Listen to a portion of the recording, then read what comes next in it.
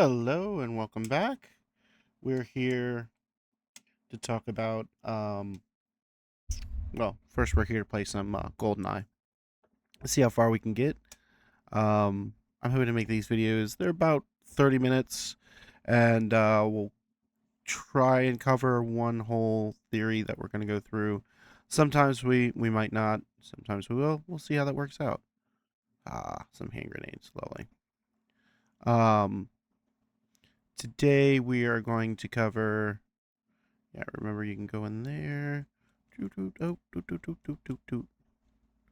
Quiet. Timed mines. Back into the gas plant. Did anybody come and open up my stuff? No. Um, we're gonna try and do at least one theory each day, which is not too bad. Like today we'll be trying to get through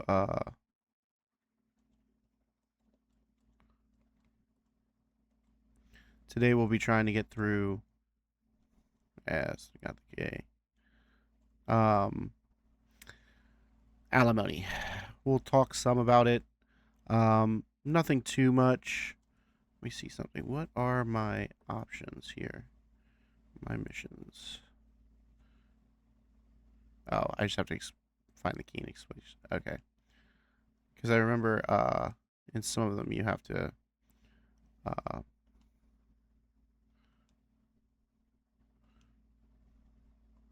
hand grenade, time mines.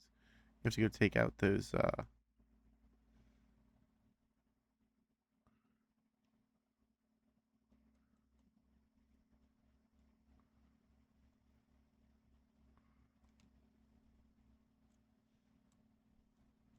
sometimes you have to go take out the stuff at the end of the turret.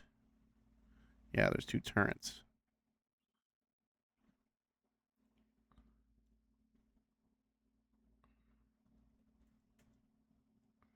Oh, oh, there it is. And the best way to do that, oop, didn't know you were there.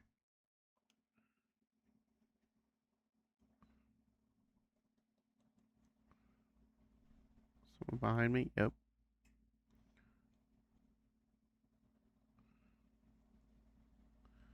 There we go.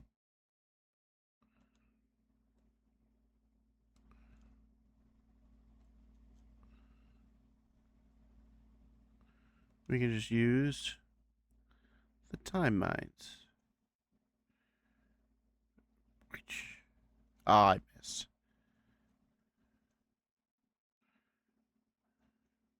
Missed that one too. Oh well. Not like we have to use those. We should probably get out of here before we get surrounded.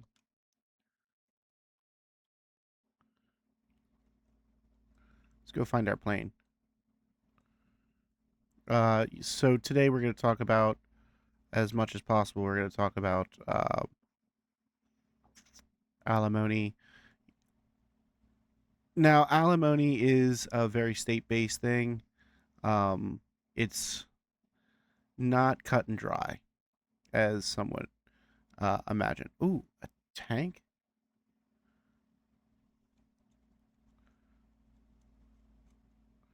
How do you use the tank? Oh, there we go. Nope. Oh. Yeah, I'm gonna get surrounded, aren't I?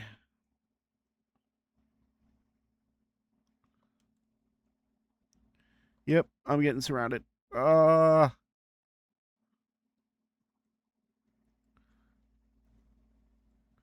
Should have just kept running.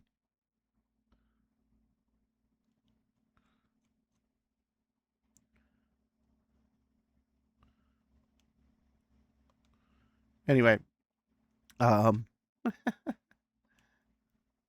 oh, hold still. Let's go find our plane. I completely forget where it is. I wonder if is it at the end of, yeah, it's at the end of the runway. Um, Oh, yeah, you gotta blow up that rocket turret too. Some of them. You throw a grenade in there. Ooh, ow. It's okay. We'll be fine. There we go. Alimony is a very state based idea. Now, one of the things that you should know. Oh, we got a new cheat available. What do we get? DK mode. um, One of the things that you should know based off of it is the original alimony that we all remember was originally declared unconstitutional by the Supreme Court of the United States in a case called Orver v. Orr. That case had to do with the original alimony law only allowed for um, women to apply for alimony, and the original Orr, and it's ORR, I believe, ORR v. ORR. It's a 1979 case, and basically, when they first came down with it, the husband tried to apply for alimony, and the court told him, "Well, you can't because you are not under the law. You're not allowed to apply for alimony." He sued. He won in the United States Supreme Court. They overturned it. They declared all state alimony laws unconstitutional. So the state scrambled and redid most of the laws. Um, Now, most of them you'll hear instead of alimony, it's called spousal support. And the basic thought process is that um, it's no longer alimony. It's spousal support, so that it's inclusive of both um, men and women to apply for spousal support. But the original one, yes, indeed, was declared unconstitutional, and we move on. So the problem is that even though it was declared unconstitutional, a lot of the a lot of the problems with it was never removed. The One of the biggest problems is that it still uses language that you would expect out of a law from the 1930s, the 1950s. You know, maintaining the marriage lifestyle after your after oop, that door's locked. After you're divorced, you know, is one of the ways that they calculate um, they calculate there we go, that they calculate alimony or spousal support, whatever you want to call it. We're going to call it alimony for these purposes, so I don't have to keep correcting myself. So, yeah, so basically alimony was you you know, that's part of the calculation. It's also a calculation for future earnings. How are your future earnings compared to your ex-spouse? Um, you know, one thing that the Ohio legislator just failed at, because I believe they did some kind of update to it in 2024, was the standard is like reasonable and acceptable or something like that. It's a very weak standard, and we can go over standards another time. Um, we'll cover standards later, but I mean, one of the problems with that is it's just a very weak standard. Like you can't. It gives the judge a lot of leeway, and that's sometimes that's not bad, but because the standard's so low, it's very easy to set alimony, and that's just it's wrong. The standard should be um if you've given up something, sacrifice something for the marriage. You know, like that should be our starting point. You know, if you were a stay-at-home mom, um glove, care, sniper, ooh, grenade launcher. If you were a stay-at-home mom for 20 something years, You know, that's where you start your that's where you start your necessity to be uh needing spousal support. Um Not just because they were married. The court, like if you gave, maybe you didn't necessarily, what was it? One of them. You're a sniper. Hi. Um, I wouldn't say necessary, but maybe you gave up going to college so that you could um, take care of the home, something along those routes, as I recall. Ah, stupid general.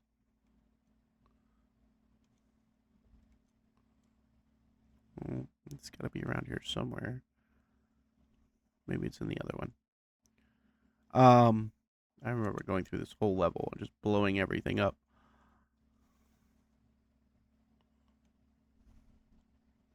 Looking for the key to open that safe. And I completely forget where it is. When we come back through here on Double O, we're definitely going to have to find that.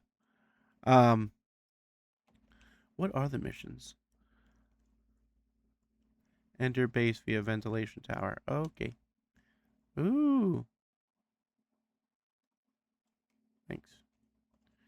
Um, if you gave up going to college so that you could, take care of the home, that's a sacrifice.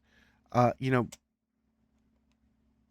gives give where something was due, but a lot of it is just not there. I don't believe. It's such a low standard for figuring that stuff out.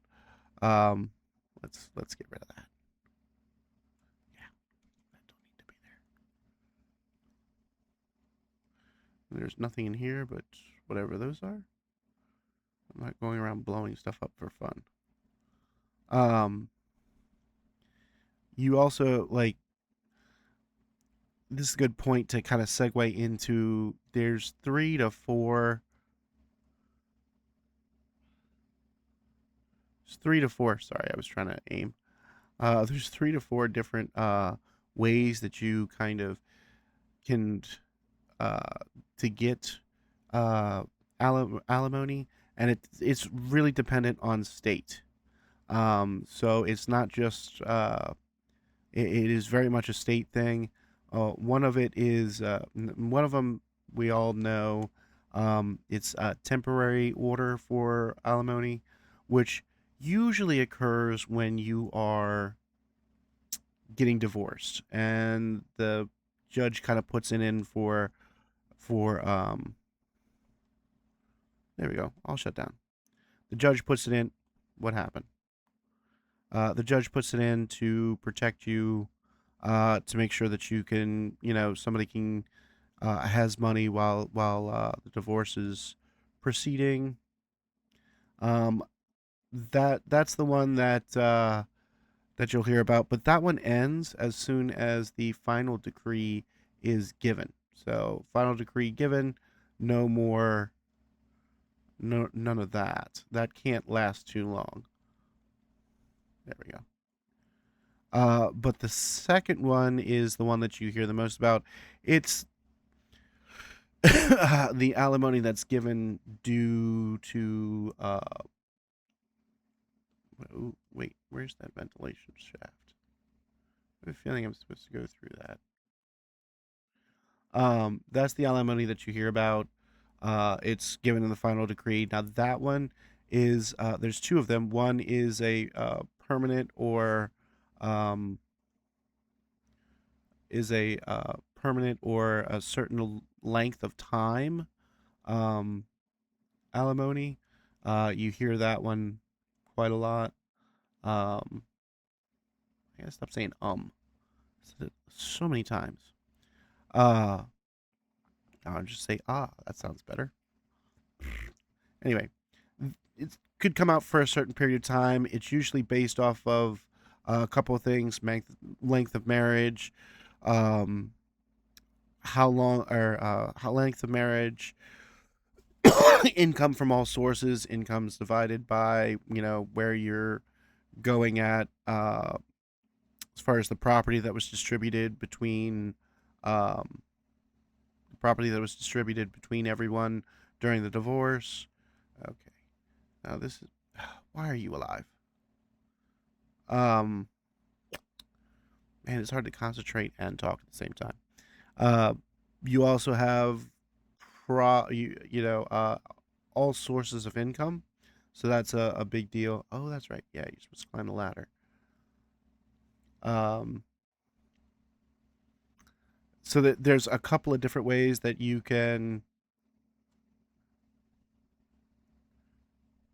that they come up to that. There's not many of formulas so much. Obviously, there are. It depends on your state and how you go. Like Ohio does not have a formula per se. It takes into effect several different things. Now, that's fine um, and dandy if all of them were 2025 ways to come about alimony, but it's not. A lot of it is still, I think, leading back into 1950 kind of stuff. Uh, you know,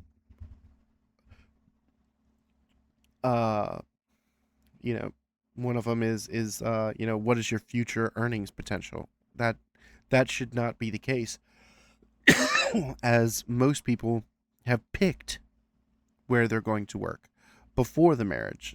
And if one person picked a low-paying career, why should they be able to get what another person? One person picked being a social worker, and one person picked being a doctor.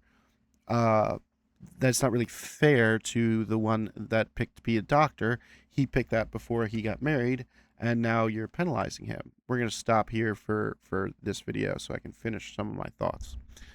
Um, I think every video will have about 2 episodes of James Bond, along with whatever theory that I'm trying to put forward. Um, you now have a greater diversity of college students. You have a greater diversity of jobs, and everyone. There's so much information. You don't go into being a social worker thinking you're going to be pulling down 6 figures a year. So you've made that conscious decision why future earnings should not be calculated in. The court also needs to go into, and this is the last type of it'll be the third. First one is permanent or temporary, permanent. Okay, and then the third type would be reformative alimony, which usually has a cap. I believe Florida's is 5 years. Ohio's, I want to say it's 5 years. It might be 6.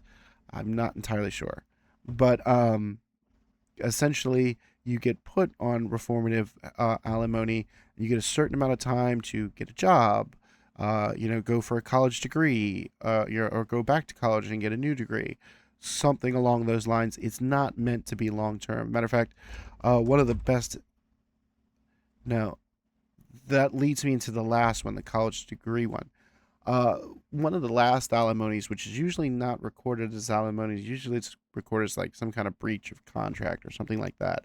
But depending on the state, it could classify it as an alimony, which is if you agreed. So let's say you got married and you agreed, one of you would work and another one would go for let's say you both wanted to be doctors and you agreed one of you would stop and work and support the other one while they went through med school, and then when that person got out of med school, they would in turn support you while you went through med school. That let's say they get out of med school, they're out of med school for a year, and then you get a divorce, and they refuse to pay for you to now go to your med school. A lot of courts will award alimony based on that place and make the person pay. There's actually a good media. I don't know. The show is quite old at this point, but it was ER. I think NBC put it on. And Abby, which was one of the nurses for the longest time. But when she started out, she was actually a med student, and her ex-husband was supposed to be paying for her med school.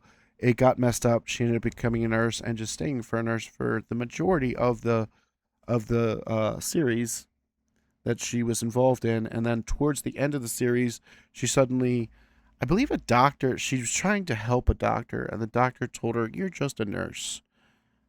Um, and she was like, "Oh," and I believe all the nursing staff got back at the doctor by just, not doing anything for him. But she kind of took that kind of hard, and eventually she went back. And the next time you see her, she's rejoined med school and is going to finish up to become a doctor. And that's, I believe, all paid for by her ex-husband, because I believe they show they show a short clip of her showing up at his door and be like, "You've got to pay for it, and I'll go away," something like that. But I don't remember if that was like an early episode that I'm confusing with a late episode. But anyway, that that's also a type of alimony. But rehabilitation alimony is one that I think that the court should more focus on rather than the permanent or temporary. We should be getting people who have been living a married lifestyle into the thought, you are no longer married. No one is taking care of you. If you are uncoupling a marriage, you uncouple it. You divide the assets, you divide everything, let it go.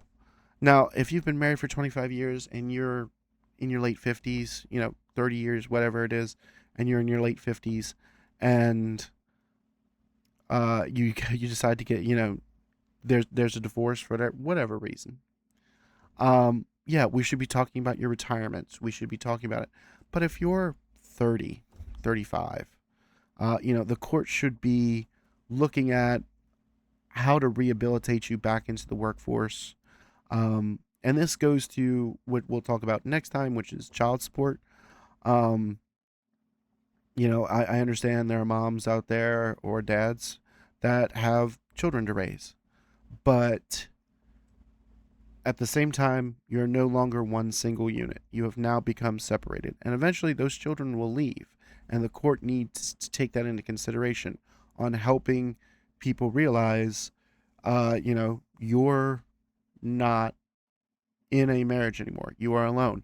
You must support yourself, and rehabilitating them back into the workforce will, and helping them mitigate that. And I don't think the court does enough of that. I think the court just kind of is like, "Oh, you were married once. Here you go. We're going to put you on a whole, alimony, and we're just going to leave it at that." And that's going to create a whole bunch of problems, but nah, it's not mine. And that's, the court doesn't really, and a lot of it has to do with the legislator. The legislator doesn't, a lot of the laws that they have created around alimony reinforce that, maintaining the lifestyle of the marriage. That is 1950s talk when women didn't work. We're in 2025.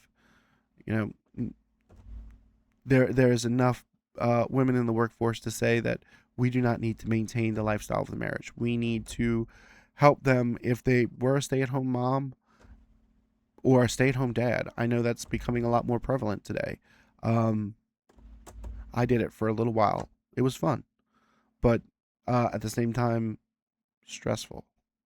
Anyway, um, you have to rehabilitate them back into the workforce and get them understanding that you're not being taken care of in a two-parent household, and everything's the same.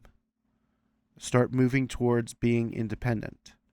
Um, there is one thing I will say the legislators have done recently, a lot of states have moved towards, is before, alimony used to end two ways: remarriage or death. That was pretty much it.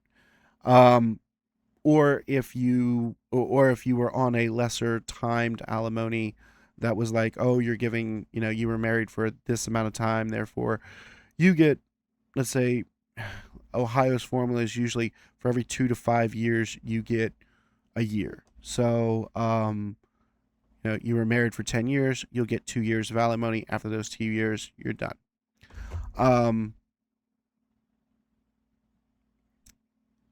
With that in mind, a lot of people would especially once we got into the 70s and 80s and 90s, where it wasn't considered. I mean, we weren't living in the 20s and 30s where it was considered scandalous to live unmarried. A lot of people would just cohabitate with someone, but they would never really get remarried, and they would still receive the alimony. Now, a lot of states have moved towards, if you are living with someone else and you are putting yourself out as a couple, you don't have to be married. Your alimony will end. That's harder to prove in court. However, it's still there as an option, which I think is a step up from where we were, which is a lot. There was a lot of, as far as I'm concerned, fraud going on, because you have essentially got a new partner, you have a new husband, but you just haven't gone and got the paperwork done. Now, that didn't work in states. There's still a few states that allow marriage. The marriages that even if you don't go get the paperwork, you still be called that. I forget, the name escapes me. I'll remember it in the next video, and I'll be like, that's what that's called. But all of that together, there's a lot of failures in alimony and spousal support today. Florida's new bill, if you have a chance, go look at it, that the Santos just signed, is an amazing bill when it comes to the reforming spousal support. It puts it eliminates permanent alimony. It eliminates. It puts a cap on reforming alimony, which is, you got 5 years.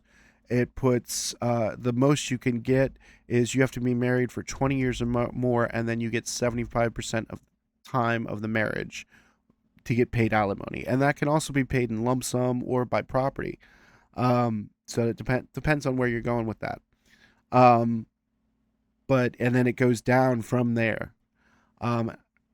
It's a wonderful bill, and it did way better than what Ohio just did in 2024. But if you have a chance, I would check it out. It's a wonderful bill.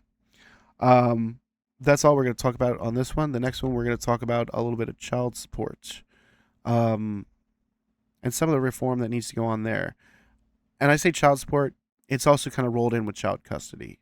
So that one as well. And this is Jack the Noob, just getting a little bit better each day. Have a good night.